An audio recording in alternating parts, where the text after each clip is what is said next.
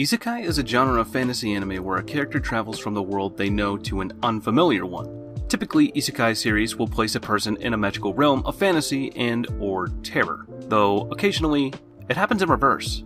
The devil is a part-timer, for instance, shows what happens when Satan must adjust to life in Tokyo, which means getting a job in fast food. Some Isekai anime, like Sword Art Online and Log Horizon, take place in virtual worlds or MMORPGs, while others feature real worlds with real people living in them. Hello guys, it's Animan here, and today we are going to take a look at the top 10 Isekai anime, and I have added some old anime with new anime in this list.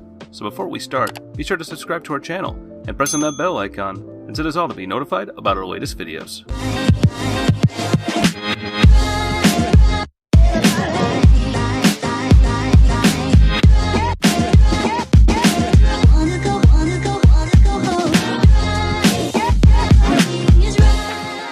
At number 10 we have So I'm a Spider. So what? The story follows Kumoko, as she's reincarnated as a spider as the title suggests, but she's not the only one. Seems her entire class has also been isekai'd, as we follow two different sides of a tale, where one is Kumoko, showing us how one survives, how one levels up, how one gains skills and perks, in the most over-the-top and energetic way. But it's done in a good and entertaining way. The plot of the more human side of things, however, seems so less interesting compared to what the spider is doing. We see her fight new monsters and slowly learn the mechanics of the world. She is alone, struggles immensely, and talks to herself. So it's similar to Arafureta in that respect, but the tone and comedy is similar to Slime. We get a sense that she'll eventually become overpowered in the world, and the animation and art is pretty good. There is some CGI, which some might hate, but I don't mind it, as it isn't too strong in my eyes, so go ahead and give it a try. At number 9 we have Cautious Hero. The hero is overpowered but overly cautious. It's just an unoriginal isekai with a goddess who just summoned a hero from our, or another world, to help another world. Konosuba was the first. An isekai, comedy, sitcom, but now instead of Kazuma we have Seiya, a cautious hero. A very cautious hero. Summoned by a useless god named Rista, who is just a goddess of support. She can heal, and pretty much just that. They were going to save another world from 4 demon lords. What a classic MMORPG game anime, but that's just the big plot for this anime. But what's in between it is a fucking sitcom comedy.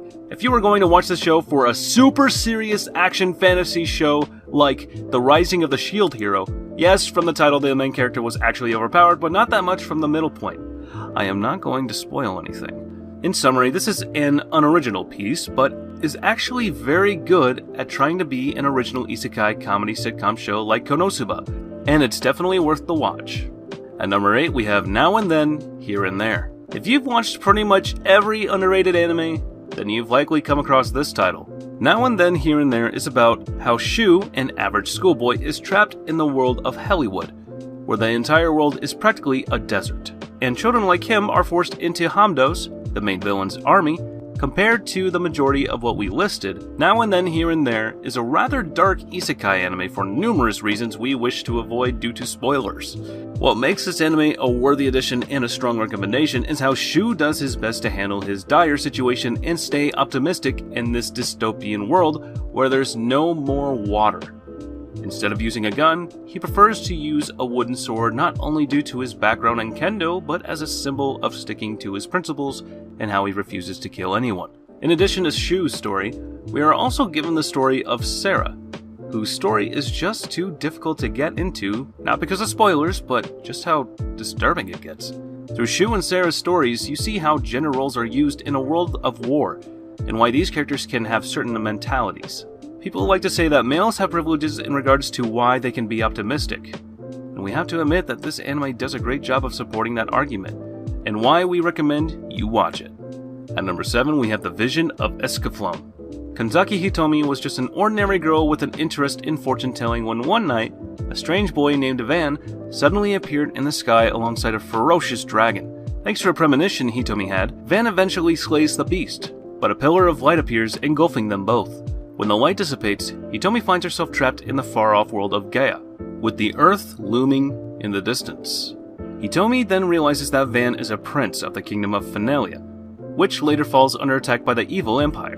In an attempt to ward off the attackers, Van boards his family's greatest treasure, a mechanized battlesuit.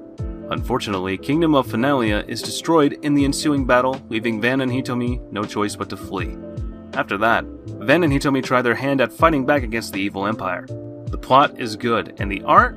Well, it's an anime from 1996, so I can't complain. It's actually a pretty good production. At number 6, we have Drifters. The story is about great warriors from different time eras that died in their last battle and are now coming to a new world full of fantasy creatures like elves, dwarves, goblins, zombies, dragons, and much more. Supposedly, their purpose in this world is to fight against the Ents, which are the bad creatures in every fantasy story. Zombies, dragons, piglins, goblins, and the supreme leader, who is non-surprisingly a mage. So our heroes are supposed to defeat them. It's not their duty, but if they don't do it, sooner or later they will die. And after all, they are heroes. It's their job to save the weaker ones. It is a magnificent story, although I can't be certain that it is a unique one. What makes this experience incredible is that the characters in it are historical figures from different eras, dating back to the 1500s and earlier. Every character is done with insane attention to detail, and once you start watching it, if you are not familiar with these characters, you are inclined to Google them and get to know their stories, because they are so incredible to watch. At number 5, we have Overlord.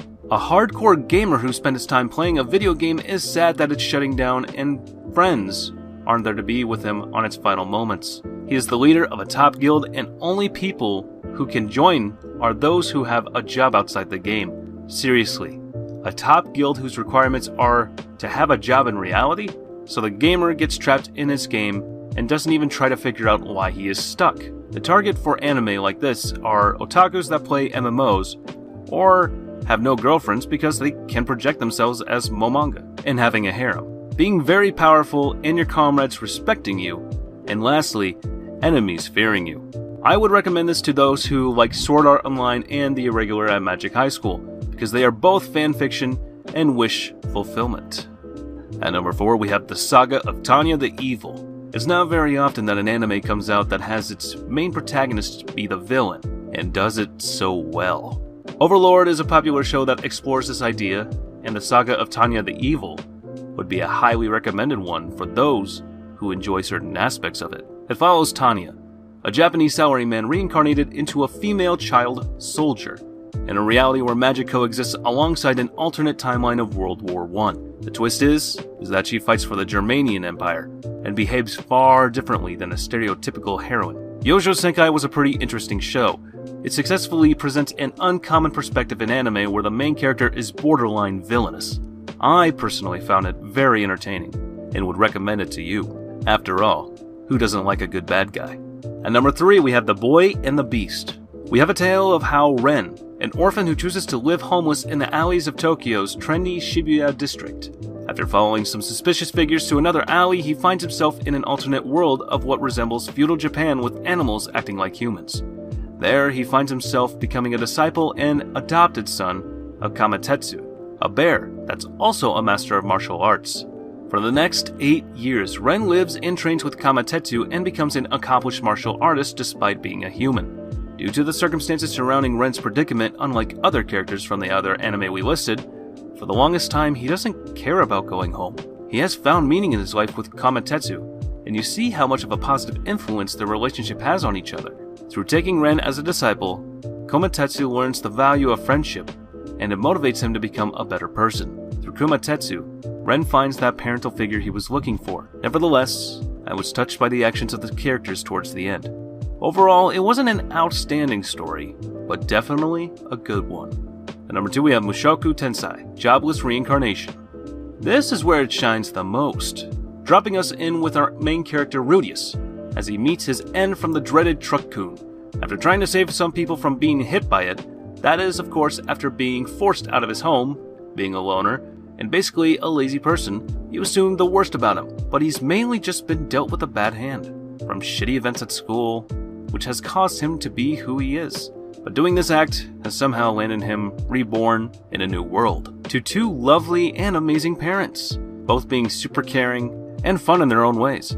They also don't mind showing off their excitement, which surprised me at first, but it's pretty funny seeing it for the first time. As of course, they don't think Rudius knows what's going on. But he's still got his previous memory, so he definitely knows what's going on.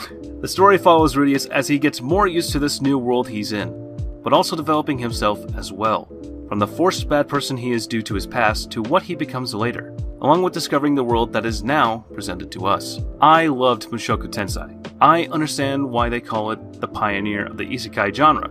Nowadays, every Isekai anime uses the same tropes, but this show did them purposefully, complementing the story in the process. It boasted stunning animation, a great soundtrack, and a sprawling fantasy setting rich with lore. What did you think, guys? Let me know in the comments down below. And number 1 goes to Spirited Away.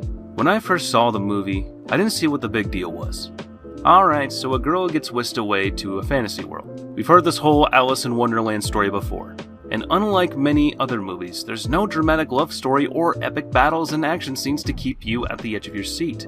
Consequently, I didn't think of it as being very exciting. Still, I watched it again and, for some reason, I got it the second time around. Spirited Away isn't meant to be anything grand. With all the bells and whistles, it has a quiet, subdued way of telling a simple story about a simple girl in a very strange world. Instead of expecting something huge, just sit back and watch, and appreciate the world and story Miyazaki has finely crafted for us all to enjoy. And I gotta tell you, I enjoyed this one very much. You will experience all kinds of different feelings after watching this one. Fear, love, and warmth. Alrighty, looks like that seems to be the end of this list. Thank you everybody so much for watching. If you think we missed any anime that deserved to be on this list, please be sure to leave a comment down below, as I'm always reading your comments, and I love to see what you guys think. Also, if you'd like to support me, consider becoming a member of the channel, as it really helps me out a lot, and helps me create more content for you guys to enjoy. So thank you everybody so much for watching, and as for now, I'll catch you later. See you in the next one.